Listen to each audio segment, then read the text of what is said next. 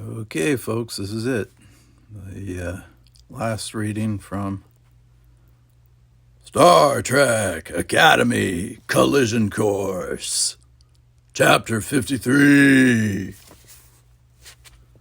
There were 10 Starfleet vessels in the emergency flotilla, including the newest Constitution-class starship, the USS Potemkin. The Potemkin had carried out the successful pinpoint attack on the Orion Corsairs, disabling them without any loss of their crew.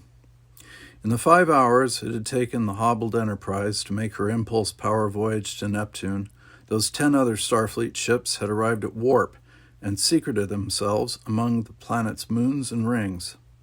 There, with tractor beams, photon torpedoes, and fully charged phaser banks at the ready, they had waited to defend the Enterprise and the remarkable midshipmen and 2 recruits who had embarked on their foolhardy mission without ever once considering that they couldn't possibly have enough knowledge or experience to complete it. The commander of the flotilla had allowed events to play out in order to force all involved parties into the open, and it was safe to say that as much as the Mids were surprised by the presence of Orion pirates in Earth's home system, Starfleet personnel were shaken to their core. The incident was undeniable evidence that there was an unsuspected weak link in the Federation's defenses. No effort would be spared to determine what it was and how it could be fixed.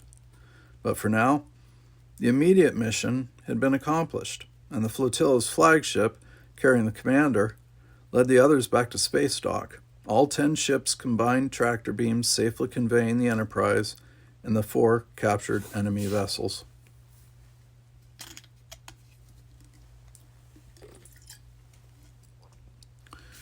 On the small cramped bridge of the flagship, the battered science vessel Endurance, Mallory watched the main screen where the Enterprise proudly flew. "See?" Mallory said as he sipped his mug of ginger tea. "As I promised, not a scratch." Beside him, Captain Christopher Pike scowled. "At least on the outside." Despite the successful completion of the mission, he was no happier now than when Mallory had told him his precious ship was being used as bait in a criminal investigation. "Now will you tell me why she was taken?" "Probably not," Mallory said, though he softened his refusal with a smile. Pike wasn't willing to let it go at that. "What if we had lost her? Are you certain the risk was worth that?" Mallory had already considered that question, had no doubt as to the answer. In his office safe, the Project Echelon report waited for his decision. After what he had witnessed today, he knew he could approve it. "For that crew," Mallory said, "yes, even for the Enterprise." Pike had a reputation for being driven, sometimes prone to dark moods. The possible loss of his ship before he'd ever had a chance to command her was obviously something that would haunt him for a long time to come. "For that crew," Pike repeated, "will you at least tell me who took it?" Again, probably not. Pike hated not knowing and didn't hide his frustration. "Why?" Mallory thought of Tarsus IV and a teenage boy who might be killed if his identity were ever revealed and his true story told. "Because Starfleet made a promise," Mallory said quietly. For Captain Pike, that simple explanation brought peace. His questions ended, but Mallory felt no such peace.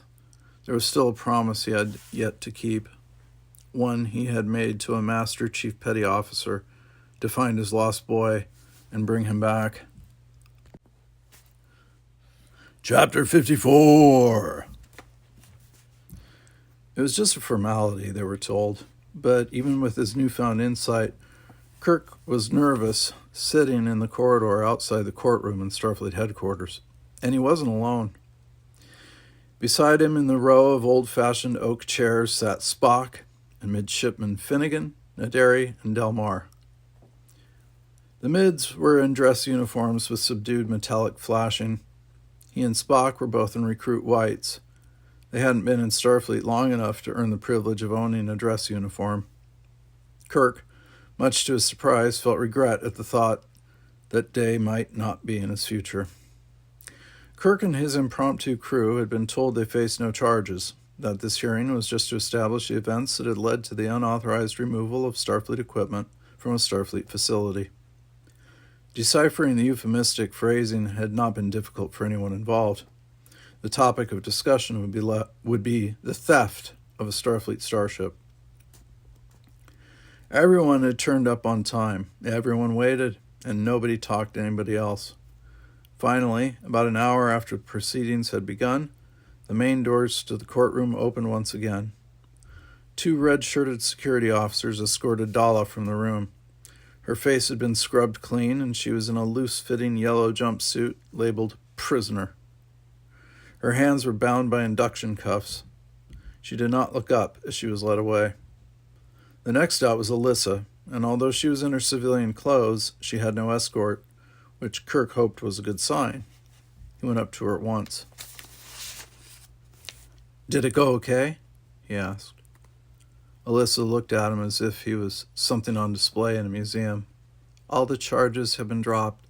The honor board records have been purged. I've been reinstated with a clean record."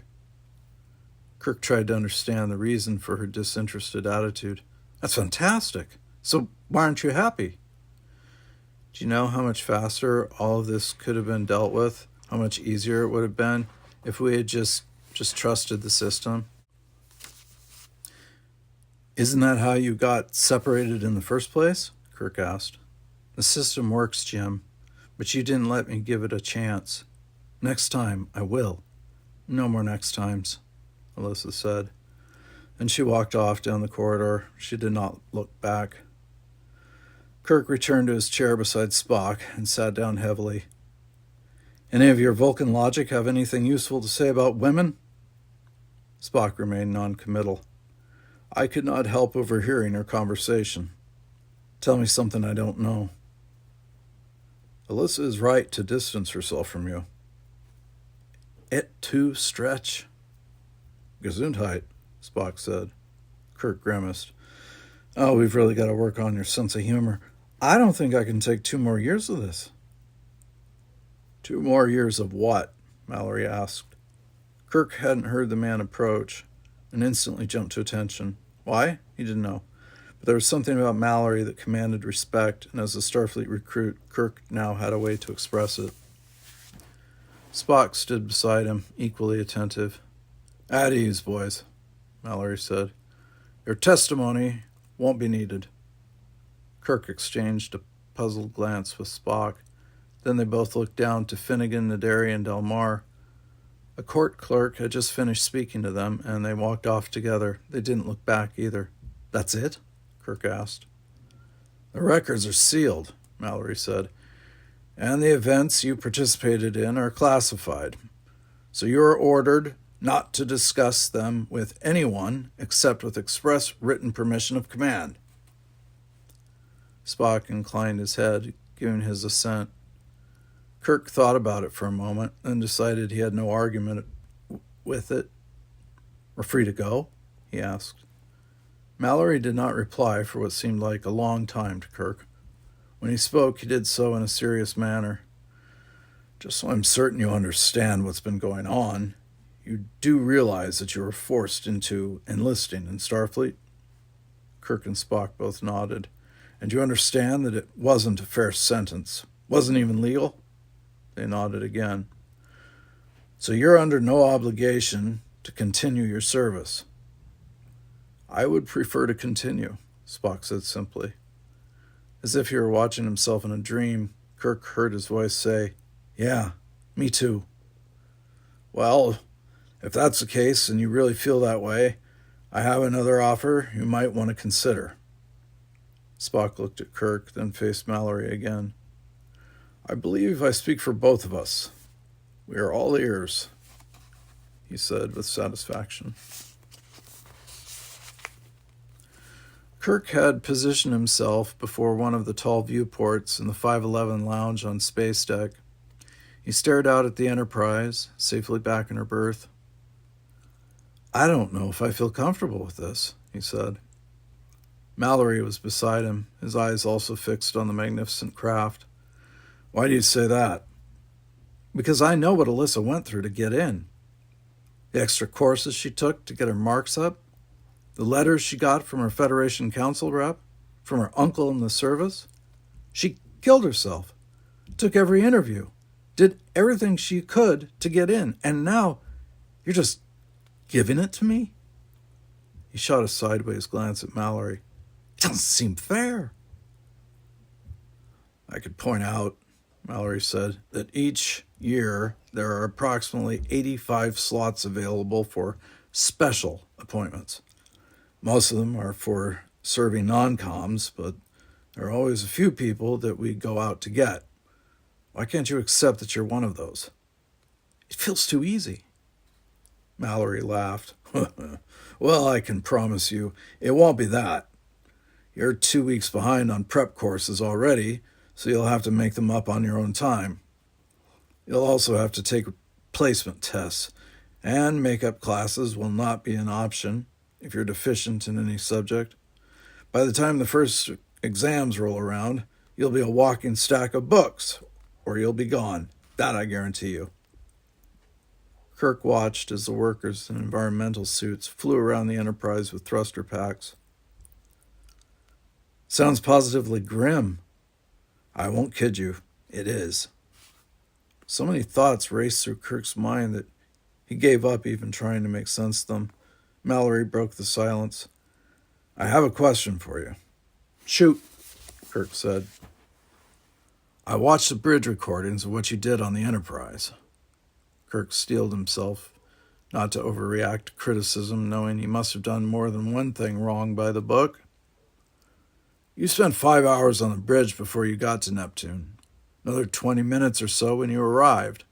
For all intents and purposes, you were the commanding officer, which made you the captain of the ship. Yeah, so what's the question? Kirk had no idea where this was going.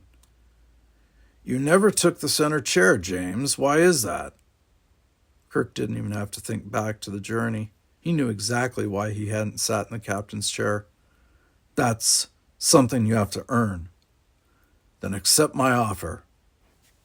Kirk stared out the viewport at the Enterprise. Chapter 55. It is called a special admissions appointment, Spock said, and I have accepted. It was night in the meditation garden of the Vulcan compound, and the script on the Kirshara shone with a gentle green glow. The words of Surak were meant to calm the mind, but for this night, they were not effective. Sarek kept his attention on the artifact, as if he couldn't bear to see his son while they argued. Spock, the Vulcan Science Academy is an institution I can attend at any time, Spock interrupted.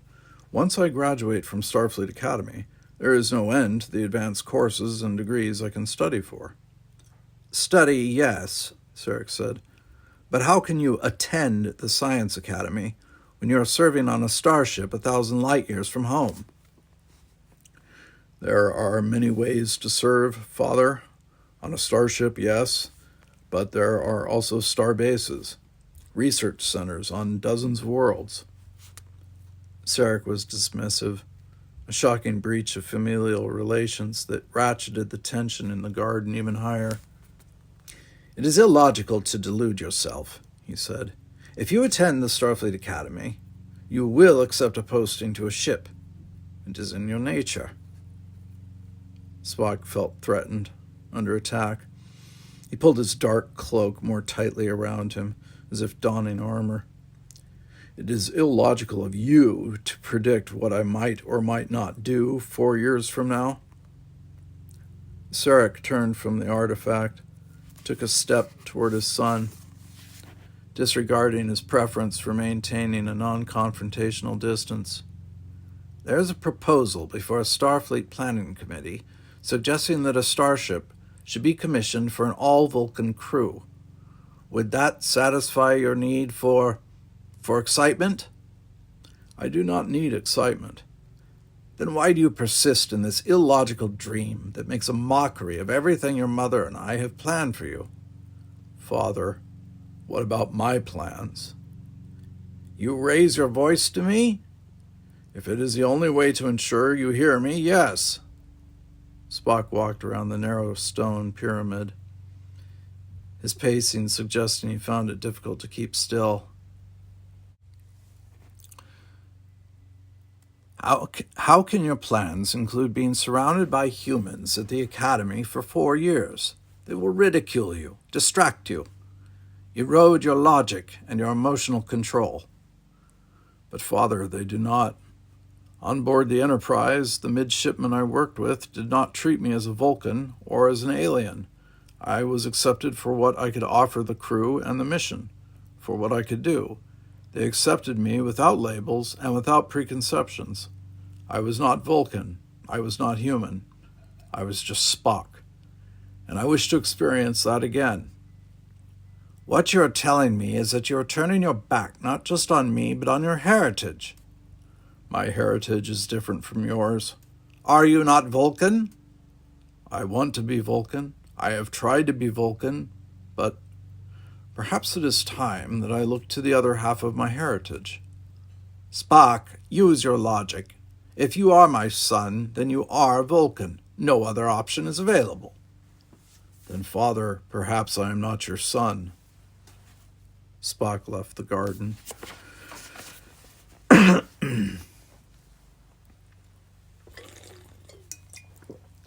Chapter 56.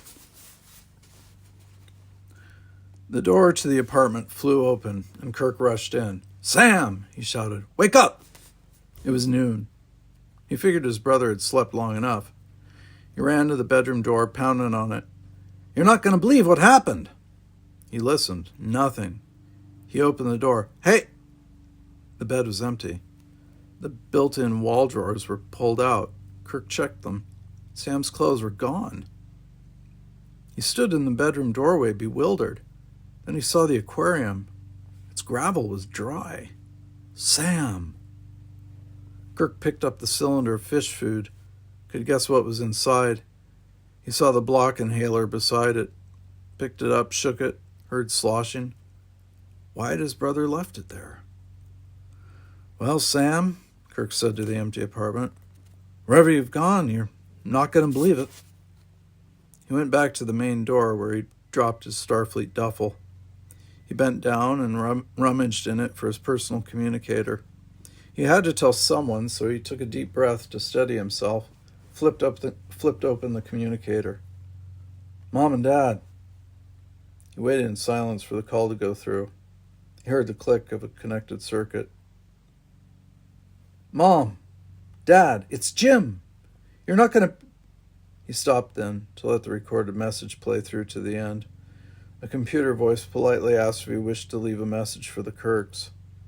He snapped the communicator shut and looked around the apartment once more, registering and dismissing scorch marks on the wall and the framed poster. Sam's things were gone, so whatever happened, he told himself, his brother had had time to pack. His brother had had time to get away. He just didn't know where. He looked at the communicator. Why not? He thought. He flipped it open. Alyssa. But her communicator rejected the call. He didn't even reach a computer voice. He was 17 years old, and this should have been the best day of his life, but it wasn't. There was no one he could share his news with. Jim Kirk was alone, and he didn't like it. Chapter 57. It was morning, the fog was gone, and the Presidio gate of Starfleet Academy was open. A cab pulled up to a stand on the sidewalk just outside the gate, and Kirk got out, Starfleet duffel in hand. As the cab flew off, another car landed. Its passenger windows were too dark to see through, but Kirk recognized the diplomatic plates. Spock got out. The car returned to the air lanes. Kirk went to him. How'd it go with your parents? Kirk asked. Satisfactory, Spock said.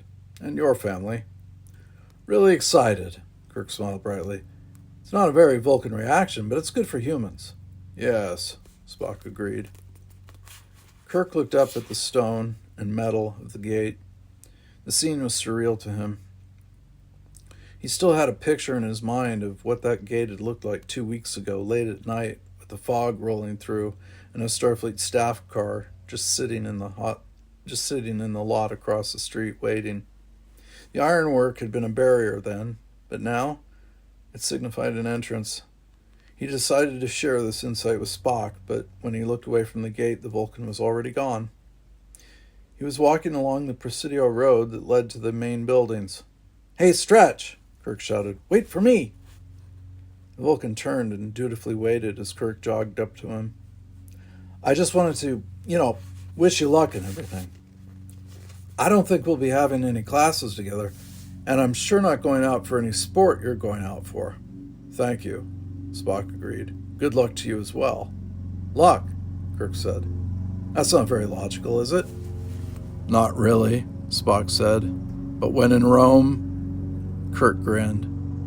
"Very good. You've been practicing." Kirk shot out his hand just as Spock raised his and held his second and third fingers apart. "Ah," Kirk said.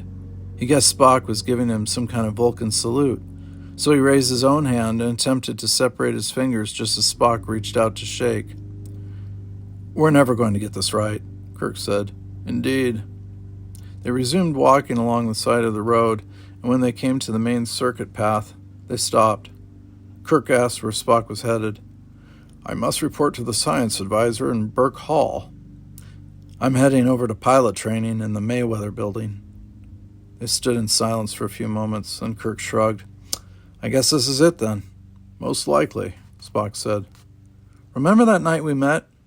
"I am unlikely to forget it." "I said it was going to be fun. And it was, wasn't it?" Spock gave Kirk's question considerable thought and surprised him by concluding, "Yes, it was." Kirk hefted his bag onto his shoulder. "Well, see you around, Spock." "See you around, Jim." Then each went off in a different direction, going their separate ways. For now.